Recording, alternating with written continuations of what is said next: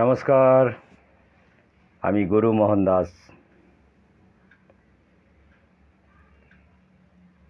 মানুষের দুটি মন, একটি হলেন খারাপ মন আর একটি হলো ভালো মন। আমার জীবনে কিছু কিছু সময় কোনো খারাপ দৃষ্টি কিছু জায়গায় পড়েছিল, কিন্তু বারবার সেই খারাপ মনটা এগিয়ে যাওয়ার জন্যে আমি ওই ভালো মনটাকে দিয়ে খারাপ মনটাকে টেনে নিয়ে আসতাম।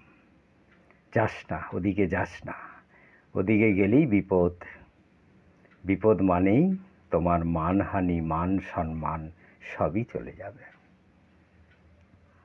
তাই সুন্দর পৃথিবীটাতে কদিনের জন্য এসেছি এই পৃথিবীতে, দেখতে দেখতে জীবন কেটে যাবে, কদিনই বা বাঁচব। তাই নিজেকে জানুন, নিজেকে জানতে পারলেই এই জগতে ঈশ্বরকে জানা হবে। আর ঈশ্বর কোথায়? ঈশ্বরকে দেখা যায় না, কিন্তু ঈশ্বরের আশীর্বাদ পড়লে তুমি সারা দুনিয়া ঘুরে বেড়াবে, তোমাকে চিন্তা করতে হবে না। তাই পথ চলতে চলতে কোনো সাধুগুরু বৈষ্ণব যদি তোমাকে কোনো রকমে আশীর্বাদ করে দেয়, তোমার এই পৃথিবীতে তুমি হাজারো মানুষের ওপরে তুমি একটা সম্মানী ব্যক্তি হয়ে থাকবেন। এক সাধু পিপাসায় কষ্ট পাচ্ছেন, তখন সেই সাধু একটু বন জঙ্গলের দিকে যাচ্ছেন। যেতে যেতে দেখলেন একটি জঙ্গলের মধ্যে একটি জলস্বর, গাছগাছালি, সুন্দর সেই বাগানটা। সাধু সেই গাছে তলায় যেয়ে সে পুকুর থেকে একটু জল খেলেন, পিপাসা মিলল। তারপর সেই সাধু সেই পুকুরটাকে আশীর্বাদ করে দিলেন। কিন্তু পুকুরটা কার জানেন? পুকুরটা একটা খচ্চর লোকের পুকুর, বড় লোক। তিনি জলকালি করে বলে সেই পুকুরটা করে রেখেছেন, কিন্তু লোকটির প্রচুর বদলা। এদিকে সাধু তো তাকে আশীর্বাদ করে দিয়েছেন। আশীর্বাদ করার পর কি হলো জানো? তার আস্তে আস্তে 1 মাসের মধ্যেই আধ্যাত্মিক জগতে তিনি প্রবেশ করলেন। আর এই আধ্যাত্মিক জগতে প্রবেশ করতে করতেই তার মানুষের সঙ্গে যে অত্যাচার করে যিনি টাকা পয়সা রোজগার করেছিলেন, তার ভেতরে সেগুলো সব কিছু ছবির মতো তাকে বোঝাচ্ছে।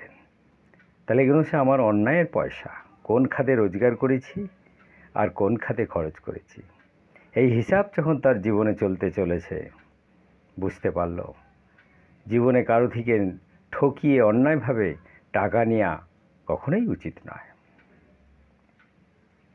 তাই মনকে সুন্দর করতে গেলে কি করতে হবে? আমাদের দেহর জন্য কত যত্ন নেই, খাওয়া দাওয়া, স্নান করা, সাবান মাখা, সুন্দর করা, দেহর জন্য করছি, কিন্তু মনের জন্য কি আপনি কোনো সুন্দর কিছু করছেন? না।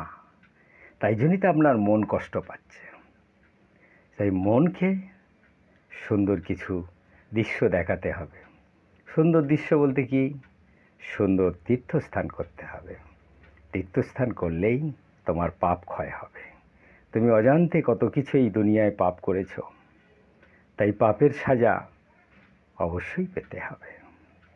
তো জানতে পারো যখন আমার জীবনে কিছু ভুল আছে, তোমার আত্মা তোমাকে বলছে আমাকে একটু দর্শন করাও। তাই আমি বলবো, আমাদের বাঙালি ধর্মের নারীদের কথা বলবো, যারা গৃহবধূ, রান্নাঘরে যাওয়ার আগে 5টা সতীর নাম করে অবশ্যই রান্নাঘরে যাওয়া দরকার।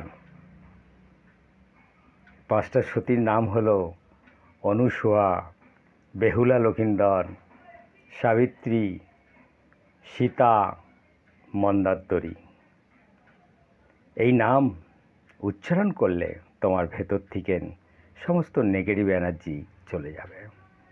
তোমার মধ্যে ভক্তি আসবে, তোমার মধ্যে প্রেম আসবে, তোমার মধ্যে যা অন্ন রান্না হবে সেই অন্ন প্রসাদ হয়ে যাবে, আর সেই প্রসাদ তোমার সংসারে সবাই প্রসাদভোজী হয়ে যাবে।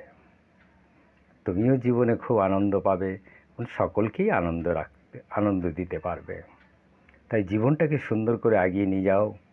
আজ যেটা তোমার আছে কাল সেটা নেই।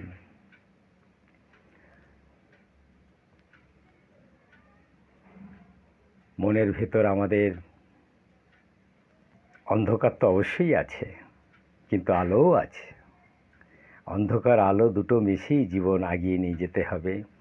এই পৃথিবীতে সুন্দর কিছু দেখার দৃশ্য আপনার বাকি আছে, সেগুলো ভাবলেই ভগবান তোমার জন্য নির্বাচন করে দেবেন। কে কোথায় থাকবেন সে তো ঈশ্বরই নির্বাচন করেছেন। তুমি দিল্লি থাকবে না কলকাতা থাকবে, না বম্বে থাকবে, না বিদেশে থাকবে। জন্ম তোমার যেখানে সেটা হতে পারে, কিন্তু কর্ম তোমার ভালো হওয়া চাই। তাই কর্মই হলো তোমার জীবনে, আগে কর্ম পরে ধর্ম। কর্মের সৎ পথের কর্মের পয়সায় ধর্ম করো, সত্য সেবা নীতি ধর্ম। শ্রীগুরু মহারাজের বাণী, নাকতলা শাখা শ্রীগুরু মহারাজ।